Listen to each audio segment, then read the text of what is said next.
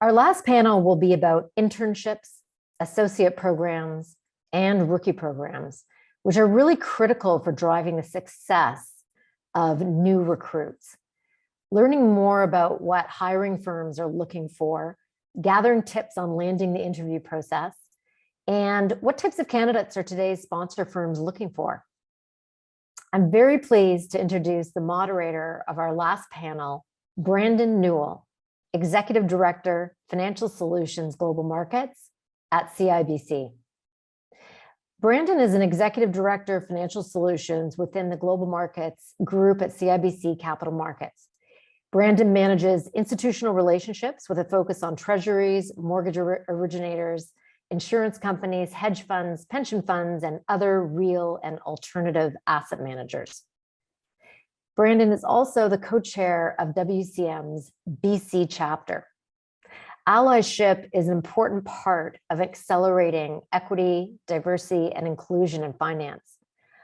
I would like to remind all of you at our event today that WCM events are open to students of all genders. I'm excited about our upcoming event on April 5th, Getting the Finance Interview. To register, please see the link in the chat. It will be a fantastic event and one you won't want to miss out on. Brandon, thank you for taking part of your weekend to be with us today. I will turn the spotlight over to you and our next panel. Thank you very much, Lara, for the warm introduction. Always way too kind. Happy to be here on a Saturday. I know that when I was a bit younger, I probably would have rather been anywhere else. And now there are a few places I'd rather be. So thank you very much for having me today. It's always an honor and privilege to be here on behalf of WCM, representing the things that we care about. It's interesting how things evolve over your time. The first person I actually met on an institutional trading floor was Lara. And this was about 12 years ago now. And I remember what an inspiration she was to me and the impact I saw her having on people.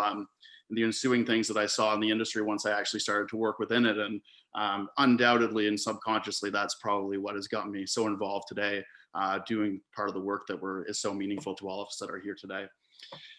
Without further ado, though, I think we should just get started off on the panel. I heard the other ones move pretty quickly, so I don't want to hold things up too much. Maybe we'll just kick it off with Natalie. Maybe just introduce yourself, share a bit about your role and the role that you play within your firm's associate/rookie programs.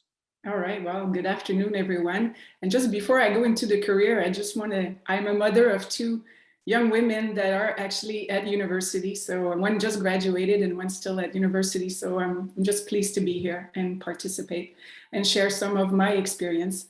I am the VP Managing Director for RBC, PH&N Investment Council. So I manage the office in Toronto, in the Greater Toronto area. We have about 100 people, 26 investment counselor. And just to be brief, my role is very highly on recruiting and finding talent and coaching and mentoring. So I'm happy to be part of this panel and discuss this. And it's more about mentorship. It's not a rookie program at PH&N Investment Council. We love to bring people at entry-level role or associate role, embed them in the team so they get experience and we learn all together. That's excellent, Natalie. I think that's one of our main themes at WCM. The more that we learn and share together, the more we can all grow and achieve our goals together. Kimberly, what about yourself? Hi, Brandon. So I'm Kimberly Wood. I'm a senior wealth associate for National Bank Financial Wealth Management. So I've been in the wealth industry since 2013, and I have loved my time as an associate. I'm basically responsible for servicing our clients, which basically runs the gamut from administration and documentation. I'll deal with estate planning, financial planning, trading. So I've completed both the associate and the rookie training programs at my firm and can definitely speak to that in the hiring process. Thank you very much, Kimberly. Andrea?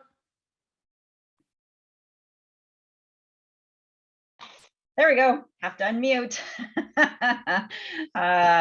Thanks, Brandon. So I am VP of Practice Management and head of the Women Canadian Advisors Network at Raymond James.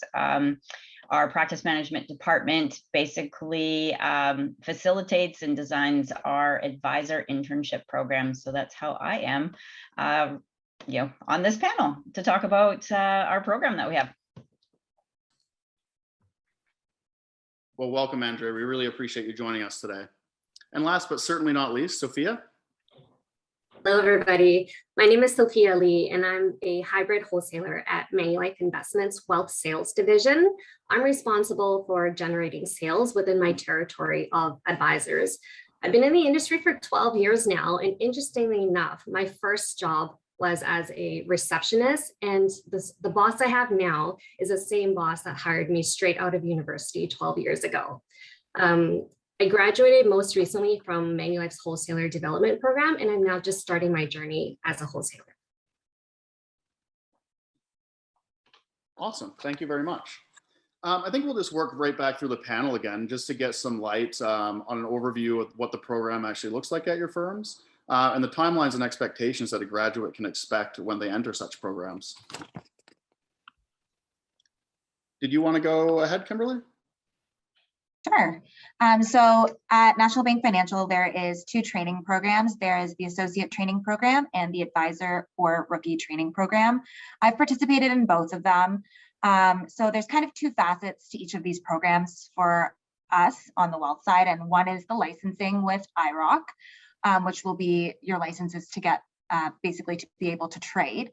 So as an associate, you're required to complete your Canadian securities course, as well as your Conducts and Practices Handbook course, and then complete a 30-day training. The estimated time to kind of complete all of those courses, I would say, would be about 6 months. And then there's also a training program internally to get you up to date with our systems, how to complete different tasks. You know, you are assigned a mentor, so you're working with an experienced associate who's been in the industry, as well as a personalized coach for about 3 months. In terms of the rookie program, there's a little additional licensing that you're going to need to complete. So that would be completing your Canadian securities course and your Conducts and Practices Handbook course, but also completing your Wealth Management Essentials course, and then doing a 90-day training. So those are going to get you licensed with IROC to be licensed to trade as a registered representative. In addition to that, there's also the rookie training program where pre-pandemic, we would actually go to Montreal and be together for a week. We would learn about different investment management, portfolio techniques, sales, interpersonal skills, and networking. We've had to obviously adjust in COVID, so we're doing that virtually over a 2-week period online for about 2 to 3 hours a day. And again, you are assigned to like an informal mentor, and it's been a really great adjustment. I've spoken with the people who have done the rookie program this year virtually, and they actually really enjoyed it because it gave them some time to focus on their sales targets outside of those 2 to 3 hours a day over the 2-week period. So, you know, I feel like it's a really supportive environment overall at National Bank Financial. Sorry. I feel like it's really supportive. And we're really incentivized to mentor as part of the program as an experienced associate or advisor. So I've had a great experience with both of them. That's awesome. Thank you very much, Kimberly. That's a great overview. One thing I would mention, and I was lucky enough to have someone guide me through this kind of getting an edge on competitors, et cetera, when I was very young. So you don't have to have a job to do these courses. You can do the Canadian securities course, you can do derivative fundamentals, you can do all these things, and that'll make your resume pop a little bit. We love people who come to us and say, hey, look, I already did this, I'm ready for the next thing, instead of asking for what the next thing is, i.e. give me a job and I'll do all the courses. Go to the interview, say, I've done these courses, what's next? I want the job. What about your thoughts, Natalie? So I see there's a lot of similarity with what Kimberly just said, but I think I'm going to focus on, so if you're a student from university and you want to join our firm, what kind of roles should you be looking at? Because you don't have a lot of experience to start and you need to learn a lot. And the best way to learn is our entry role as a private client associate is really the person that does a lot of administrative tasks with the investment counselor, get to know the client. And then through joining, you can apply to this position, and also the co-op student. This is such, if you are a co-op student and you apply, we hire co-op students all the time and they become employees of our firm and have a great career with us going forward. So it's always a good way to get to know if you like the environment. So as a private client associate, obviously, we train on technical skills, on soft skills. We're looking for people that are engaging, that care about people, because we deal with high net worth and ultra high net worth families, their parents and the kids. And it's so important to us that we have people that can communicate well and are willing to learn, because we're willing to train and coach, and we're a small family. We embed the individuals in teams, so you get to see what you like. And there's a lot of, we're heavily regulated. I know I heard Kimberly, you talk about High Rock, we're the Ontario's, the OSC. And we want CFA charter holder. It's very important for us. So we're happy to pay for it. It's a lot of commitment. So right after, if this is a career in wealth management you're looking for, we do encourage you to look into this program. I'll leave it at that because I know it can be long. Absolutely. And it's never too late. I actually wanted to be a lawyer until I was halfway through my 4th year university. So just to go to show you, if you give yourself 3 years, it'll take you 3 years. But if you give yourself 30 minutes, it'll take you 30 minutes. Andrea.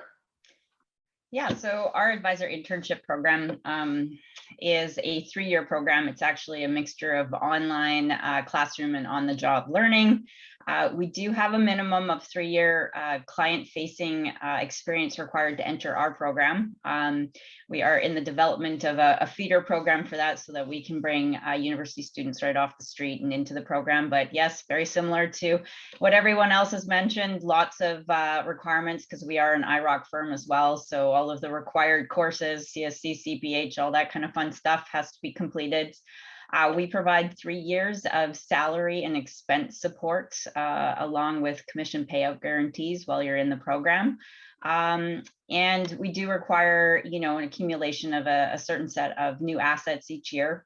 So targets, in order to stay in the program. And we also incorporate this program with formal and informal mentorship. So you can choose what you would like, whether you want to be, an independent financial advisor, standing alone, building your own book of business, or working with on a team and being maybe even a potential succession plan for some of our experienced and senior advisors that are looking to eventually retire, because Lord knows we have a lot of older advisors looking to eventually leave the industry. So it's a good opportunity for young advisors or young people wanting to go into a good career field with lots of opportunities right now. That is awesome. Thank you very much, Andrea. And Sophia?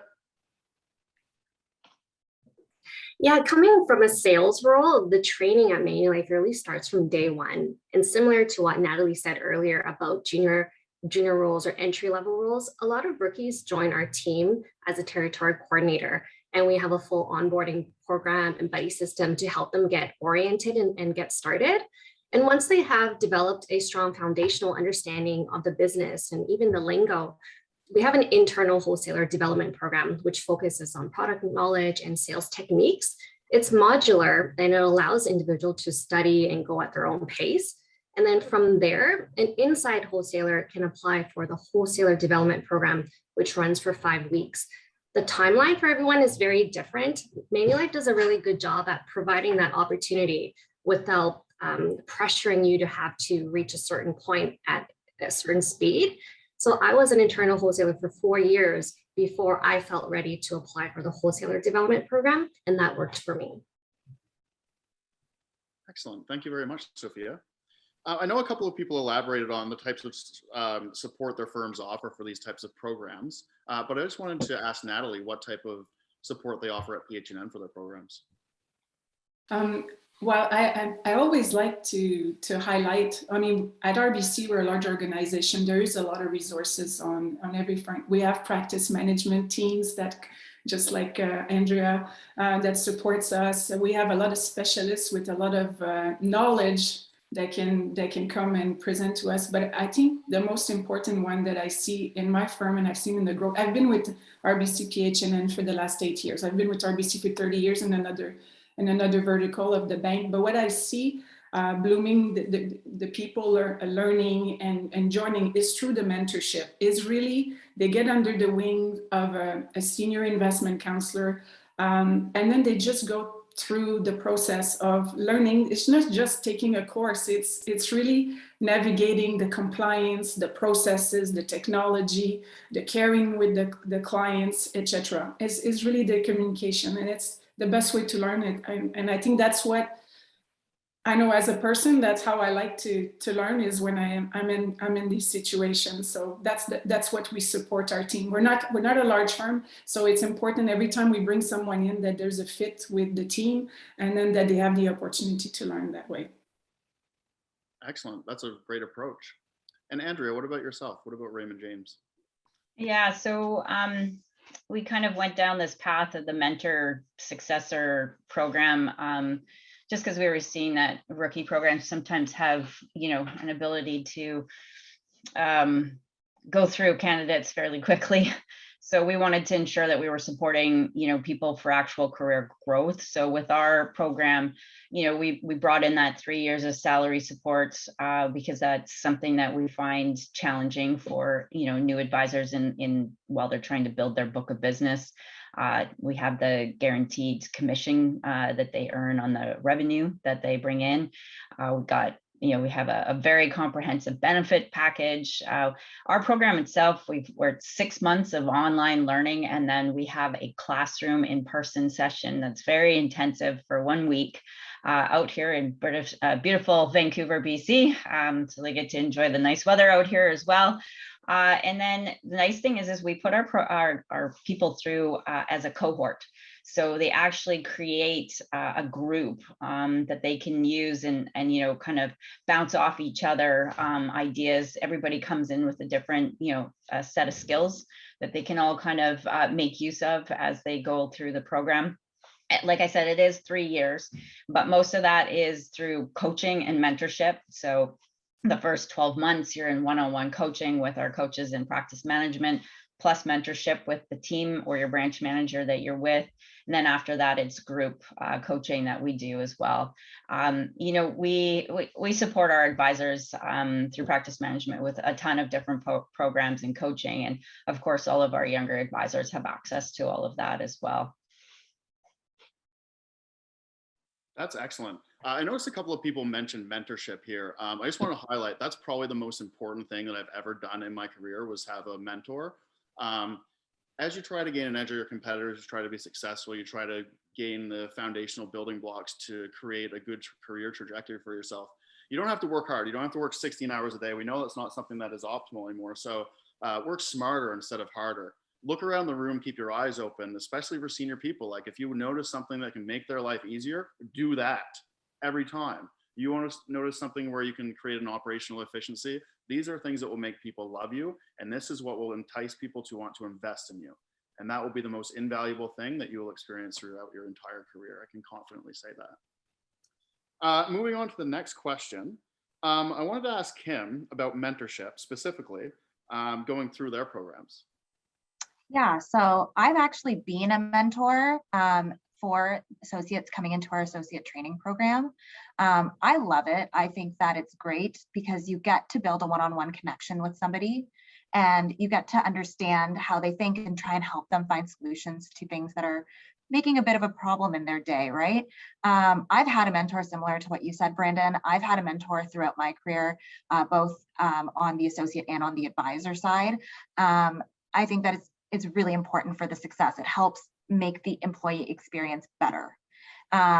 So as things have shifted, obviously during COVID, it's getting more complicated to try and mentor people because it's moving to a virtual format. But usually what happens is we'll get assigned to a new employee and we try our best to do that virtually, whether that's, the associate shadowing me throughout my day through my computer, or maybe they're creating like a Microsoft Teams group where they're able to ask me any question throughout the day so I can help them. I'm really excited to get back into the office and do that in a face-to-face way, but it's kind of limited right now. But I also know that our firm really incentivizes associates and advisors, especially more the associates, to mentor, specifically from our bonus structure and also through like a trip. There's like a trip called like the Elite Club trip at our firm where the top and experienced associates are eligible to win that trip yearly. And so a lot of that is based on behavior. And so it's really important at our firm that it's a cultural moment to sit down with the new employees and ensure that they're being onboarded. Awesome. I'm actually just going to stick with you on this one, Kim, because I think you went through the program yourself, right? And I just wanted to ask if you could share some experiences or insights, kind of how you, any recommendations you would have for people to get the most out of the programs. Yeah, so I obviously went through the associate training program when I started my career in 2013. And my experience was extremely positive. I felt like the associate training program really focuses on more of the support and administration side of the business, really supporting an advisor, their clients, the team. And as I decided that I wanted to move my career into the sales side, into the advisor side, I enrolled in the rookie training program, which is the advisor training program. And similar to what Andrea said with the developmental grid and some support on salary, like it's a shift, right, from one program to the other. But I find that the two programs really complement one another. Strangely, you learn the operational side, the administrative side through the associate program, and shifting to the advisor program, you're learning more about the portfolio management, the sales techniques, the interpersonal skills. So I think that having a firm that really supports you and guides you and pairs you with a mentor makes all the difference personally. Yeah, I couldn't agree more. I've been a large part of our programs at CIBC for some time now, and I didn't actually go through one of these programs. I kind of skipped right into the institutional desk, and in my opinion, that was a mistake. I learned a lot of things or failed at a lot of things that I otherwise perhaps would have avoided by gaining some of both the soft and technical skills that Kim is just kind of elaborating to. So definitely highly valued programs. Yeah. Yeah. What was your experience? Yes, Sorry, I thought it was me. Sorry. Sorry about that. Is it me? Sorry. Yeah. Yes, I've worked my way up from a receptionist, so I've gone through all the rungs on that ladder, and it was seriously 12 nonstop years of learning and getting better and just being more confident in my abilities. I was terrified to pick up the phone when I first started. I didn't even know what a mutual fund was when I graduated from university with a poli-sci degree. And as for the formal training, my most recent experience was through the Wholesaler development program here. And you're in a class with the best of the best in the company. And the only way really to benefit is to dive right in and, not let pride, ego, and fear hold you back. And it's just having to fully immerse yourself with that experience. And what I find different is that you have to be there because it's not easy. It's not like walking into a university lecture where you can sit in the back and just, be there and then you'll pass. We're talking about a class of 10 and you get front row seats. So you have to participate. Though your efforts, you'll get rewarded for your efforts, because from my experience after I graduated, I felt the most confident about myself, my ability, my character, in my entire career.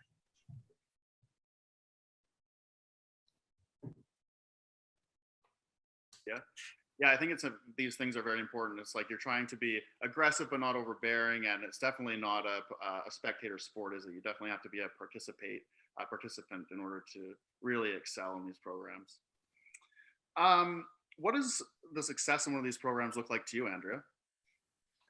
Well, I mean, success always means different things to different people, but certainly in these types of programs, you can either start from ground zero with no experience and, get and come in with some university education. For us in our program, typically speaking, the best success route that we've seen is someone who comes in to the firm as, an admin support role, gets licensed, moves to that associate financial role, advisor role, and then eventually comes into our financial advisor training program.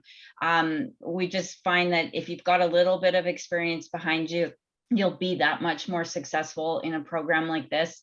Obviously, having a lot of connections so that you have a large prospect pipeline, and being active in your community. So, someone who's active with their chambers or other community groups, that typically also helps with your success. good verbal or excellent verbal communication skills and the ability to build relationships is also a very big part of success. You do not need to be an expert on the markets to be in these roles. That's the thing. It's those. Are you able to connect with people? Are you able to build relationships? Can you build and establish trust really quickly? Those are the success factors that will determine if you're going to be successful in a program like this or being in that kind of role. Obviously, with most of these programs, there's, some element of having to bring in a certain net amount of assets into the firm. So certainly those that bring in more assets are more successful, but our minimums are actually fairly low as far as what they have to do to bring in new assets. We're looking more for the soft skills and the people that can create those relationships long-term that we can invest in and create that mentor relationship to help them support their growth. That was a great response. Thank you very much, Andrea. You're welcome. And last but not least, we're actually on time here, which is awesome. We'll have time for some questions at the end. We're right on time. So, okay. So what is one piece of advice you'd give someone looking to land an interview for one of these types of programs, Natalie? So to me, like when someone applies for the entry-level role, I will say the admin, because this is where you have to start right after university. You can't become an investment counselor right away. It's too much to learn.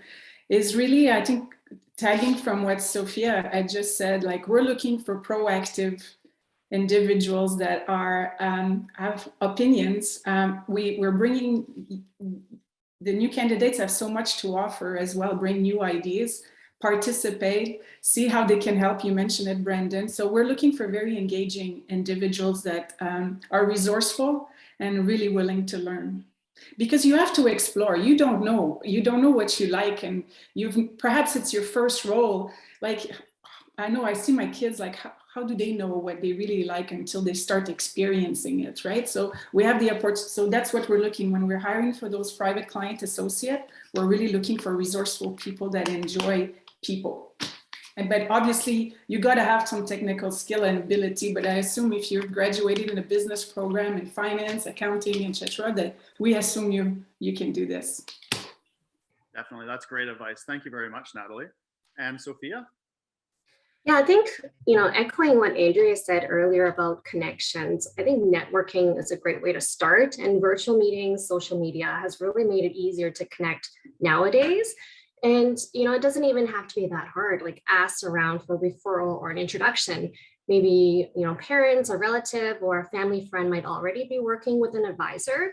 And so try asking for that information meeting with an advisor to learn about the advice business. And then from there, maybe the advisor can introduce you to a wholesaler, that they've been working with. Just from experience, I've definitely had my advisors ask me to take some time out to talk to their clients' children, to give them some, advice about, my journey. And so, it doesn't hurt to ask. The worst thing that can happen is no. Awesome. Thank you very much, Sophia. Well, thank you to all the panelists. I really appreciate all your valued responses. I thought that was a great panel and surprising that it was on time, but I think now we can open it up for some questions if that is where we go next, Tara. Yes, absolutely. If there's any questions, please place them in the chat. I think we have sorted to, oh, Nicole, I see your hands up. So if you'd like to come off mute and ask the question, go ahead. Perfect. Thank you so much. So hi, everyone. My name is Nicole. I'm going to be entering into a new graduate program as well at Scotiabank, their WMAT program in June. And, I know these programs really give you all the tools that you need to be successful. But my question to you is what's the flip side? What was the biggest challenge that you had when you're going through these programs, and what did you learn from it? Did anyone want to take that one in particular? I didn't go through one of the programs, so I'm probably the best person to answer. I know that given that I didn't go through the program, I lacked accountability and discipline, which almost led to my very early demise. It's funny to say now, but quite uncomfortable at the time. So two very important elements that you might want to try to develop as you work through those. But did anyone who actually went through the programs want to? Sure, I can take this one. I think the biggest thing is that you don't know what you don't know. And sometimes you feel a lot of pressure to have all of the answers or to feel like you can do it all. And I think it's just sometimes a reminder to just be easy on yourself. I was really hard on myself at the beginning if I made a mistake or I did something. And people are really understanding, and don't be afraid to ask questions. People understand that you're new, and the more that you ask questions, it's also an opportunity to get to know your peers and those around you. So it's a networking thing too. Yeah, I'd have to say the biggest thing that I've seen with our candidates is not networking enough, you know, and getting out there and talking, and maybe getting bogged down in processes first rather than actually just getting out there and doing the things that you need to do rather than worrying about having everything perfect. Totally agree. That's really great advice, especially the thing that Kim said about making mistakes. The benefit that you'll realize over time by allowing yourself to make mistakes will far exceed the time that you'll lose from procrastinating about making them. Just make sure that you're accountable for them, obviously for important purposes. And then you'll actually turn that into an inherent success if you overcome it and learn from it properly. Mm-hmm. And Santiago, I see your hand is up. Okay, thank you. Well, first of all, I just want to thank all the panelists, Brandon, Kimberly, Natalie, Andrea, Sophia, for that incredible overview of all the new graduate programs at your company. You know, makes me very excited to start looking further into it and you know, to apply. Now, my question is about the recruitment timeline. Like, based on like what I've seen from other companies, most of the recruitment, if not all, happens during the fall. So is that the case with the programs for your companies? Is it only during the fall, or is there like multiple cycles throughout the year? I don't know if there's anybody who wants to take that one. I'm pretty passionate about this just because when we were doing it, it was all standardized. You know, 10, 12 years ago, it was all standardized. You apply to all everything around the same time. Now you've got people incentivizing, people poaching summer interns. This is the hottest job market that I've seen in my career. I mean, I'm still pretty young, but in my opinion, that probably lasts for a couple of more years. So if I was a young person right now trying to get a job, I would be either talking to my campus recruiting team or to every single financial institution that I'm interested in directly to find out exactly the specific idiosyncrasies associated with their recruitment styles and programs, because they are not the same anymore. Anybody else like to add to that? We hire all year round. Same here. Yeah. Same here. We're always looking for good candidates. Yeah. Okay, thanks for that. And you know, just a follow-up and to make sure. So like that means that if you hire all year round, does that mean like there's several start dates for the rotational programs? Yes. Yeah. They're quarterly in our firm for the program, but when you get into a role. So for me, so you apply to a role, you get a role, and then you get into the programs that you want. Exactly. I would say the same thing. Associate programs, it tends to be when there's a need for an associate, there's an opening. And then as for the advisor or rookie training programs at our firm, you can apply to start at any point in time and start your licensing. However, the rookie week that happens, or in the virtual format, 2 weeks, that happens once a year, but doesn't mean that you can't get started in the role and start learning the other soft skills, mentorship, or to be starting on the actual licensing requirements before that week happens where you're at a conference. Going back to what Natalie and I were talking about before too, about, you know, entry-level jobs too, the training starts on day one. And so there's no real timeline for, you don't start learning until September 1st, 2023, is get in and get that experience. And once you have that foundational understanding, you have that base, then there could be additional formal training programs that you can apply to. But don't let the calendar and time stop you from trying to get in and get yourself a job. But for the summer jobs right now, is if you're looking, if you don't have a summer job yet and you're looking for something like that, it might be too late for some of us. I already hired my 2 students for the summer. Okay, that makes sense. Thank you. Awesome. I think that's all the time we have for questions, just because I don't want to run too over, but I will thank all the panelists. This has been a great discussion. And I will call Lara back up on stage so we can introduce our closing speaker. Thank you, Brandon, and thank you to our panelists today. Invaluable information and lots of opportunity for our students to think about. Thank you to the students for joining us today. Your curiosity and the time commitment you've made to learn about the wealth industry in Canada from these incredible professionals is admirable. Thanks again to Manulife for being a presenting sponsor, and Raymond James and IG Wealth for their supporting sponsorship.